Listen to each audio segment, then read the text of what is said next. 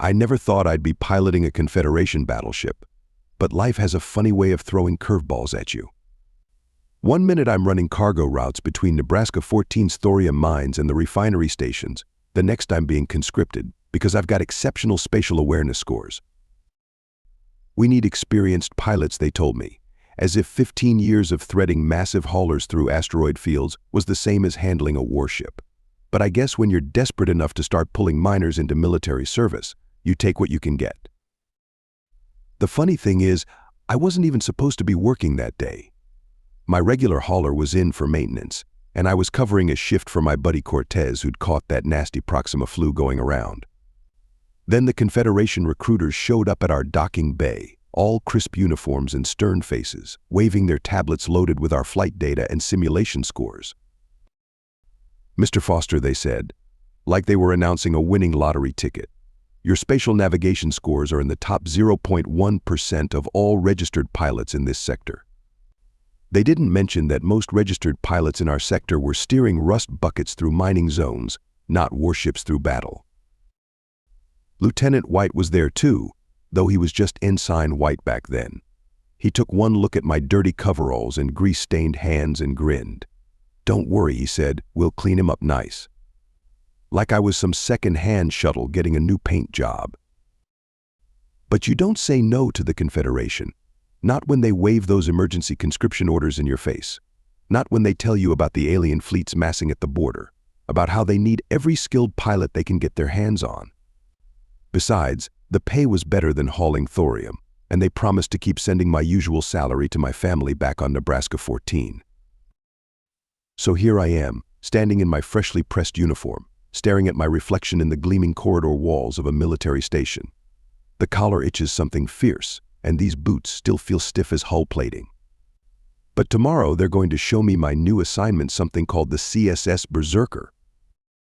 White says it's the biggest ship in the fleet. Says it'll make my old hauler look like a mining drone in comparison. I think he's exaggerating, trying to impress the new recruit. After all, how big can one ship really be? I'm about to find out just how wrong I am. The CSS Berserker isn't just big, she's a statement. When they first showed me the specs, I thought there had to be a decimal point error. 20 kilometers of gleaming hull plating, powered by 8 synchronized antimatter reactors. The kind of ship that makes you realize why the Confederation keeps winning wars they shouldn't. I'm standing at one of the observation ports now, watching the maintenance drones crawl across her surface like tiny insects on a silver beach. The ship stretches out so far that she curves away into space, following the station's orbit. They say if you positioned her vertically over old Earth, her nose would scratch the edge of space while her engines sat in the stratosphere. Impressive. Isn't she? White appears beside me, his reflection grinning in the reinforced glass.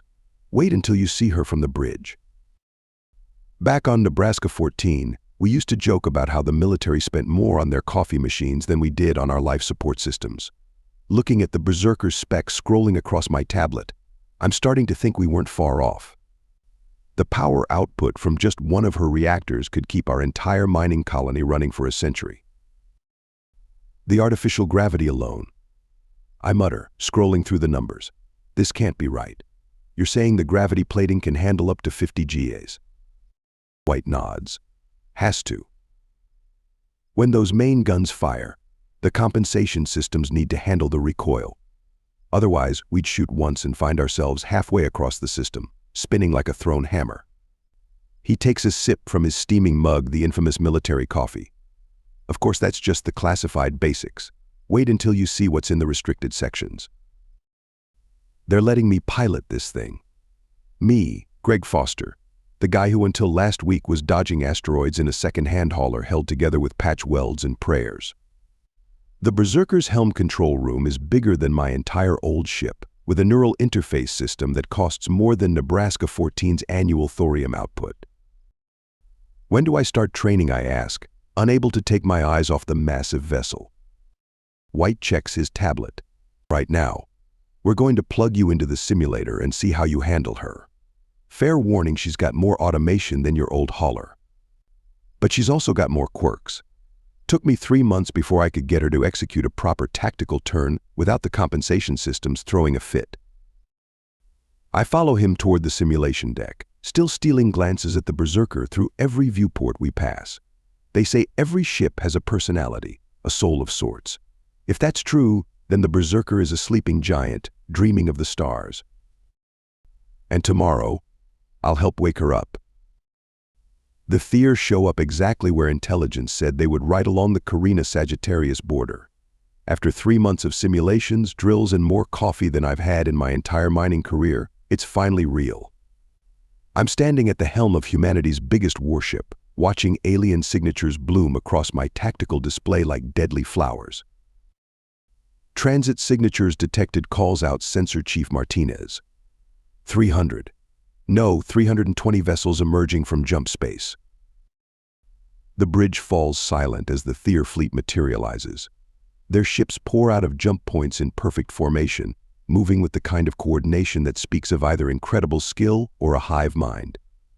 Back in the briefings, they showed us captures of Theer ships, but seeing them in person is different. Each vessel looks like it was grown rather than built, all organic curves and biomechanical efficiency. Their hulls ripple with patterns that remind me of cuttlefish skin, shifting colors bleeding into space. Time to intercept at current speed. Captain Cortez's voice is steady, but I can feel the tension radiating from the command chair. 17 minutes. Assuming they maintain current velocity and heading, I respond, my fingers dancing across the helm controls. The neural interface hums in the back of my mind, feeding me spatial data faster than any mining ship's computers ever could. White stands at tactical, his usual grin replaced by focused concentration. Energy readings suggest they're charging weapons. No target locks yet, but their forward arrays are powering up. 320 ships. The kind of force that would have sent our ancestors running for the hills. The kind of force that conquered 3 spiral arms in the Andromeda Galaxy. But we're not our ancestors, and this isn't a mining hauler I'm piloting. Helm, bring us about Captain Cortez orders. Let them see us properly. I engage the maneuvering thrusters, and 20 kilometers of warship moves with a grace that still surprises me. The Berserker turns like a dancer, her massive bulk pivoting on invisible axes as the compensation systems keep us from feeling even a tremor. On the main viewport, the Theer fleet comes into full view, a wall of bioorganic warships arranged in attack formation. They're scanning us, Martinez announces. Multiple bands, deep penetration attempts. White checks his readings and lets out a low whistle. They're about to get quite an education. The first scan waves wash over our hull, and I watch the Theer formation through the viewport. In about 30 seconds, they're going to realize exactly what they're facing. In about 35 seconds, they're going to make a decision that will go down in history. And I have front row seats to all of it. The thing about the Berserker isn't just her size, it's what we did with all that space. Every cubic meter is crammed with the kind of technology that makes physicists wake up in cold sweats. When we power up the main guns, the energy readings are enough to register on sensors 2 systems away. They've completed their initial scan, Martinez reports. I can hear the suppressed amusement in her voice. Running secondary scans now. Looks like they don't believe their first readings. I don't blame them. The first time I saw the Berserker's specs, I didn't believe them either. 8 synchronized antimatter reactors, each one capable of powering a small planet. Weapon systems that could crack moons. Point defense networks dense enough to create a solid wall of fire. And those are just the systems we're allowed to talk about. Energy spike from the Theer fleet. White calls out. There. Wait, he pauses, double-checking his readings. Sir, their weapon systems are powering down. All of them. Through the main viewport, I watch the Theer formation waver. Their beautiful, synchronized dance starts to break down. Ships begin to drift out of position, like a perfectly arranged puzzle coming apart. Multiple communication bursts detected between Theer vessels, Martinez announces. Pattern suggests panic. Captain Cortez leans forward in her chair. Mr. Foster, bring us forward. 1/4 thrust. I ease the Berserker into motion. 20 kilometers of human ingenuity and determination, moving with deliberate purpose. On my tactical display, I watch as the nearest Theer ships begin to turn. Not the graceful, coordinated movements from before. This is pure, primal panic. Sir White says, struggling to keep his professional composure, the Theer fleet is. They're running away. He's right. One by one, their ships are breaking formation, engines flaring to life with emergency thrust. The biomechanical vessels that looked so eerily graceful just moments ago now remind me of startled fish, darting away from a bigger predator. They're pushing their engines beyond safety margins, Martinez reports, reading multiple reactor stress warnings from their ships. A few of the smaller vessels are already showing signs of core instability. We haven't fired a shot, haven't launched a fighter, haven't even powered up our main weapons. The mere presence of the Berserker, this monument to humanity's determination to survive, is enough to send an alien battle fleet running in terror. Captain Cortez allows herself a small smile. Well, she says, I suppose this is one way to prevent a war. On my helm display, I watch as the Theer signatures begin to wink out, their ships jumping to FTL in such a hurry that some of them are probably violating half a dozen safety protocols. Each disappearing blip represents a ship carrying tales of the monster they found patrolling human space. And somewhere in the back of my mind, I can't help but think if this is how they react to our visible weapons, imagine what they'd do if they knew about the other stuff. We don't even fire a shot. Don't have to. The mere presence of the Berserker sends 320 warships running like spooked rabbits. I watch the last few Theer signatures vanish from my tactical display, their hasty jumps to FTL leaving ripples in space-time that our sensors can detect halfway across the system. All hostile contacts have left the area, Martinez announces, her formal tone barely concealing her glee.